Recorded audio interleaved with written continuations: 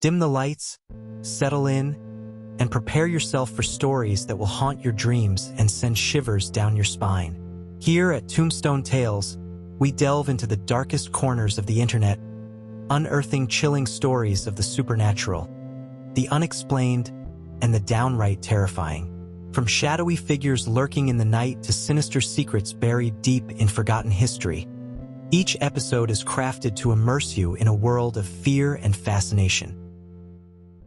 I was tired of living in the city and decided it was time to make some serious changes to my lifestyle. The way the world was going, I had decided to bail out of the hustle and bustle of city living and move to the country. I had a hankering for the southwest of Western Australia, so I went through property advertisements week after week, hoping to find some land in a price bracket I could afford. Eventually, a property came up outside of a town called Manjimup. A block of land was tucked deep away into the forest way back off the main road. I wanted the privacy and seclusion, so this block got my attention for its remoteness. I rang the real estate agent and made an appointment to meet him at the block. The road out to the block was narrow, long, and winding. The cherry trees were huge and ancient and had a sense of mystery about them. The old gravel road out to the property was full of potholes, broken limbs, and overgrown undergrowth. This property really was remote. I got to the gate and waited for the real estate agent to meet me. While I waited for him to arrive, I did a bit of exploring along the property line. The block was around 5 acres and partially cleared. There was a ramshackle old tin shed situated on the opposite side of the property, with a rainwater tank and an outhouse. The real estate agent pulled up, jumped out of his car, and greeted me. He opened the gate up and we drove up to the shed. "It ain't much," he said, "but it will make a great little weekender." He went on to say there was plenty of privacy as the nearest neighbor was a good couple of kilometers away. He opened up the shed and there was a basic kitchen, an old wood stove, and a sleeping quarter. It wasn't much, but it would do for me. The kids had grown up and I was on my own, so I didn't need much space. There was a small dam on the property which would serve me for my water needs, so this property filled all my requirements. I was hooked, and before I knew it, I had made an offer on the property. The real estate agent questioned me a couple of times and said, "Are you sure you want to be so far out from town?" I responded, "Of course. I would not have bothered to come all this way if I didn't think I could manage the isolation, mate." "All right," he said, and rang the owner to present my offer. After a bit of negotiation, which was easier than I thought, the deal was done, and I was now the proud owner of my own little piece of paradise. I drove back to Perth and announced to my adult children that I was now the proud owner of 5 acres of land. It was natural that they were skeptical. After all, I was getting closer to retirement age and the property I had picked was well away from civilization. 2 months flew by, and before I knew it, I was packing up and moving south to my rundown tin shed home. There was no power connected, so I had purchased a generator and solar lights to go around the outside. My protection was my old German Shepherd dog named Roscoe. Everything I owned was on my trailer and packed into my old SUV. It was exciting and scary all at the same time to be starting a whole new life and adventure at the same time. By the time I arrived, it was getting dark, so I pulled out what I could from the car and dumped bags and boxes in various positions around my new tin shed home and focused on getting settled in for the night. By about 9:30 p.m., I had managed to get the old wood stove blazing and settled in to listen to the sounds of the night. Old Roscoe lay in front of the stove for the most part, occasionally lifting his head up and listened to the outside, did a few muffled woofs, then put his head back down to rest again. It was a new place and our first night together in strange surroundings. It was going to take a while for both of us to adjust. The next morning, I continued on with unpacking and setting up my new shed home. Roscoe spent most of the day investigating all the new smells, sights, and sounds, occasionally letting out a few barks to ward off whatever he was hearing. That didn't surprise me because the bush is full of wildlife, kangaroos, possums, rabbits, birds, and if local folk stories were to be believed, the occasional black panther. I had plenty of space to explore and planned out where I would build a chicken yard and a vegetable garden. My idea was to be fully self-sufficient by the end of the year, with the cost of food and living on a small income I was aiming to save as much money as possible. The days went by, and it became my routine to sit out on the porch in the afternoon with a cup of tea and watch the local kangaroo population head over to the dam for their late afternoon drink. It was a sight to behold, and I wanted to get a closer look and perhaps get some video footage to show the kids before they came down to visit me. I still had to set up the shed to allow for more beds and hoped that they would come and visit me on a regular basis. I grabbed my phone and headed quietly towards the mob of kangaroos that stood around the dam. I didn't want to scare them, so I kept Roscoe on a lead while I slowly edged closer to where some of them were grazing. Eventually, I was able to get close enough to take some pictures, so I put Roscoe's lead down and commanded him to stay, while I focused in on a small joey. My phone suddenly came to life, and the sound of the ringing phone startled the kangaroos, and they took off towards the fence line. Roscoe, excited by the mob taking off, leapt up and gave chase, while I tried to answer the phone and yell at the dog to come back at the same time. I ran after the dog with my phone stuck to my ear and heard the sound of my son's voice. I could not make out what he was saying as I was too busy yelling at the dog, who by this time had cleared the back fence and was well and truly on the hunt after the kangaroos. I yelled down the phone, "Roscoe is chasing the damn roos. I got to go after him before he gets ripped to shreds." I heard my son's voice saying, "Calm down, Mum," but by this time I was in no mood to listen, so I yelled at the phone, "They'll call you back," hung up and continued after the dog. I got to the fence line and called Roscoe's name. He was not listening, and all I could hear were the sound of heavy thudding as the kangaroos leapt through the bush with Roscoe occasionally barking.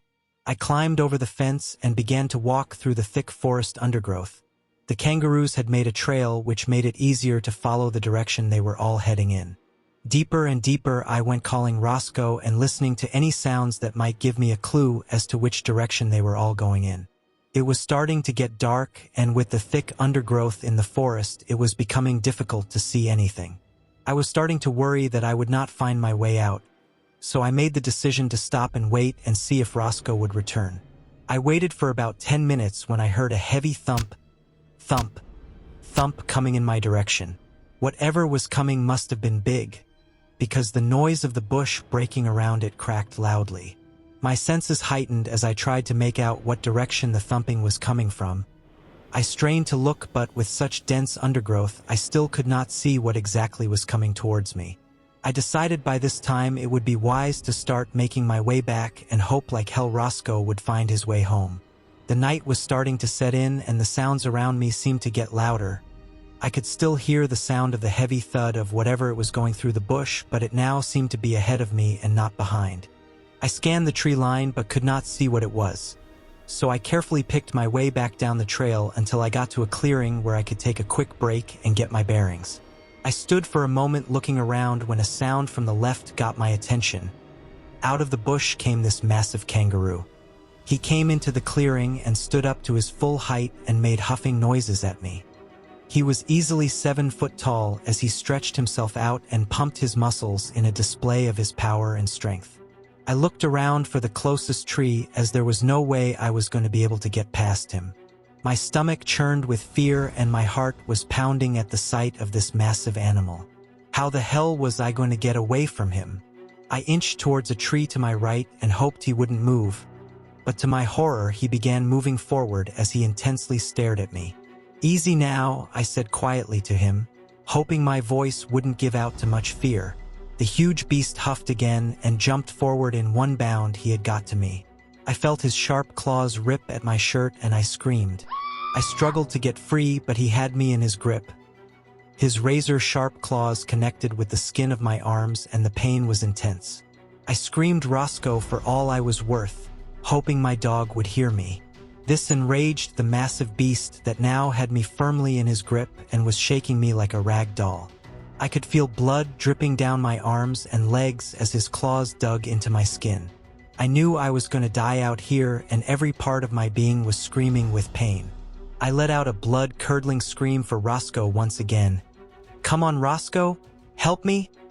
Suddenly Roscoe appeared out of the bush and hit the kangaroo from the side. It let go of me and I fell to the ground as it turned on Roscoe and gripped him. Roscoe was lunging and attacking the beast but was no match for the kangaroo. It held him in its powerful arms and began trying to gut him. I picked up a log and hit the beast with the last bit of strength I had. Roscoe was screaming in pain. It was a sound I never wanted to hear as my dog's flesh was being torn apart. Roscoe fought back but was no match. I realized that once the kangaroo had killed Roscoe, he was going to turn on me again. So I started walking backwards, hoping it would not notice I was getting away. I turned around and started to run as fast as I could, while I kept hearing the desperate cries of my beloved dog who was dying for me. Tears poured down my face. My heart was breaking as I stumbled back along the trail. Eventually, the sounds of Roscoe's yelps stopped and the forest went silent. I could see my fence line at a distance and kept running towards it. I could feel the blood pouring from my arms and legs, and I'd lost feeling on my left ear. Once again, I heard the sound of thump, thump, thump as that massive beast came after me again. It quickly caught up to me and hit me hard, sending me flying down onto the ground. I landed with a thud over a log and tried to scramble behind a tree out of the beast's grip. It clawed and hissed as it tried to drag me out from behind the tree. I kicked and screamed and yelled again for Roscoe. "Come on, Roscoe, help me." I called in vain while the kangaroo slashed away at the branches trying to drag me out. I went around and around this tree, kicking and screaming, eventually getting a bit of space between the monster and myself. It was back to doing power moves and huffing at me, but remained where he was. I could feel myself going into shock and knew that if I didn't make an attempt to get away, I was going to die in that spot for sure from loss of blood. I crawled through the bush, staying low to the ground while the beast moved along the trail stalking me. I was its prey and it was going to finish me off. I got to within 50 feet of my fence line and decided to make a run for it. Leaning up against a tree, I thought to myself, if I can get to the fence, I can crawl under it and maybe it will stop chasing me. I felt an adrenaline surge and picked myself up and ran for the fence. As I got closer, I heard thump and then felt the boom as the kangaroo hit me in the back, sending me flying towards the fence.